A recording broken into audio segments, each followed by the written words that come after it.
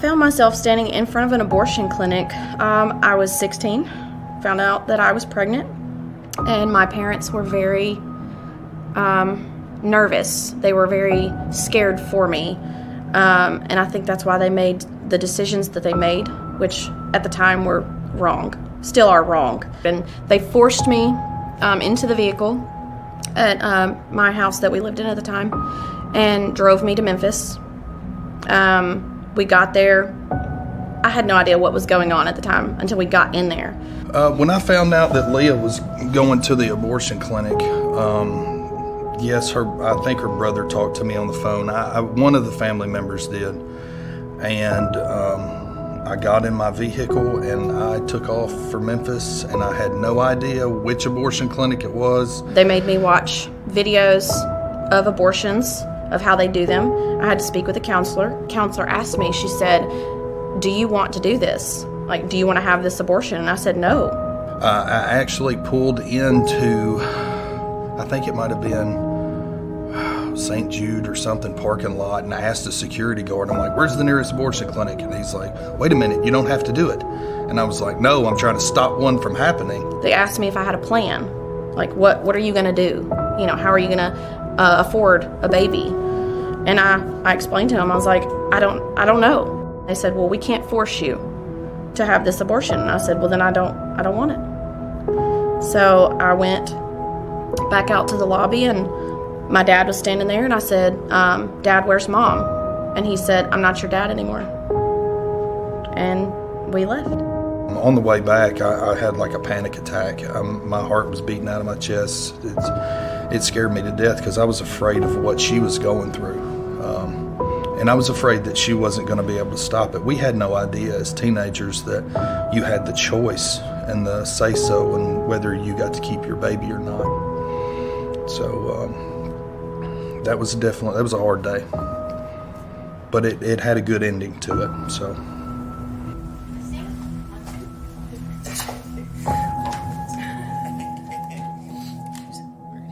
Most of the beginning memories that I have of my childhood were with my grandfather. He's one of my biggest supporters. He's one of my best friends. My grandma, she texts me almost every day at 3 o'clock in the afternoon. She's like, how was your day at school? My dad actually got saved after she was born. He knew that he had made a mistake at the abortion clinic, and he almost ended a life that really changed him. And when she was born, he absolutely fell in love with her, and he saw the face that he almost caused not to be here. Leah's parents are really great people. Leah's dad told me, he said, "When you have a child one day, you'll understand." And I understood the protective nature of a father the first day I laid eyes on her.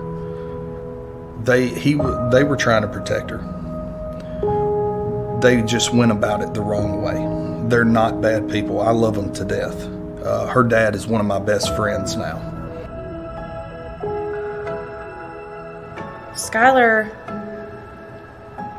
she means the world. Both of my kids mean the world to me, and I don't know what life would be like now if I had that abortion.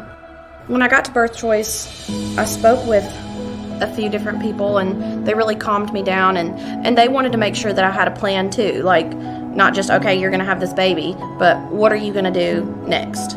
And they really helped me. They had parenting classes. I earned like the mommy money for every class that I attended, as well as my husband. We came together, we learned a lot. I didn't even know how to change a diaper, let alone how much diapers were gonna cost. So Birth Choice really helped me learn how to be a parent.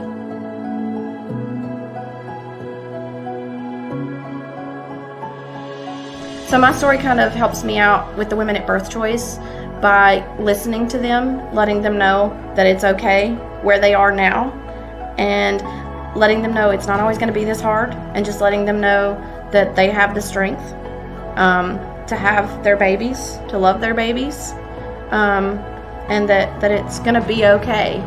I guess I'm very pro-life. just because, as I said, I don't want anybody else to go through the things that my parents have, but also I don't want people to miss out on the opportunities that my parents have gotten from this experience. They learned a lot. They had to grow up a lot. I think the moral of our story is it's never been easy, but anything worthwhile never is. So abortion was never an option for us, and I wish everybody thought that way, because at the end of the day, we've got something out of this situation that it's irreplaceable.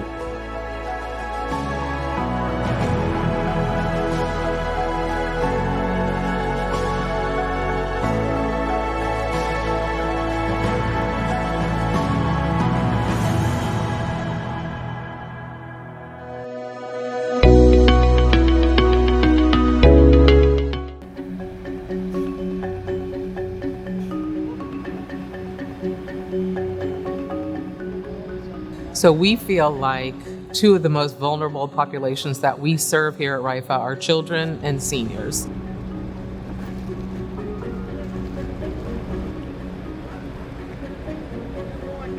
When we decided to focus strictly on fighting hunger, we brought back the Senior Staples program, and God has really blessed that decision, because that has grown exponentially since we brought it back in 2015. So Senior Staples is the program where we partner with senior citizen centers in Madison County and surrounding counties, and we provide boxes of shelf-stable food items every month to these folks at the senior citizen centers. We deliver directly to the center so that they can be distributed to the individuals there. And then we added kind of a second component to the Senior Staples Ministry last year, which is the CSA boxes, which stands for Community Supported Agriculture. Essentially what that is they are boxes of fresh produce, fresh fruits and vegetables. We have partnered with Falcon Ridge Farms to provide those boxes, and the Jackson Housing Authority to take those boxes to the low-income seniors who reside at Centennial Pass and Rosewood Gardens. For our residents that are on the program, the senior program, most of them are single. They're not married couples. Very few, less than 10% of them are married couples. So they're single household income, fixed income, that is. Most of them do not have a pension, which, you work to have a pension. Most of them just on Social Security or SSI. And 30% of their income goes toward their rent and utilities. And a lot of people think that isn't a lot. To you, it may not be. But for me, when I did that calculation, I took 30% of my income and said I couldn't afford it. Now we're looking at inflation. Already having limited income, gas prices are up, the cost of repairs are up. So when it comes down to that and your limited income, what they normally do is cut off food. You gotta have your utilities. You gotta have your rent. And so people have to learn. Sometimes people are hungry. They may be walking around looking healthy, but they're hungry, but they cut what they thought they could cut. Because they need a place to live. They gotta have utilities. So they'll start cutting the food is the next thing. So for a lot of the people that we serve, they are living in food deserts. They don't have access to fresh fruits and vegetables. So being able to provide these produce boxes to the folks at Centennial Pass and Rosewood Gardens is a great way to make it easy for them to have access to fresh fruits and vegetables. And so this service here has meant a whole lot to our residents. This service has been a relief to employees of the Jackson House Authority, because our residents are our family. And when you service them, you like service the Jackson Housing Authority, our staff. So just one of the greatest partnerships. So what RIFA is doing is such a big need and such a relief to me and a relief to every last one of our residents. So in 2021, between the Senior Staples boxes that we deliver to senior citizen centers and the produce boxes that we deliver to the folks at Rosewood and Centennial, we distributed over 76,000 meals through this particular ministry. The need is real, and the need is not going away. We continue to serve more people.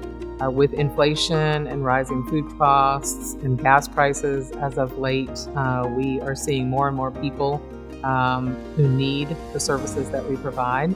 And so I would just ask that you would consider supporting our senior staples and CSA boxes, as this is something, again, our seniors are vulnerable adults in our community, and we would love to be able to continue to grow this and to serve more seniors moving forward.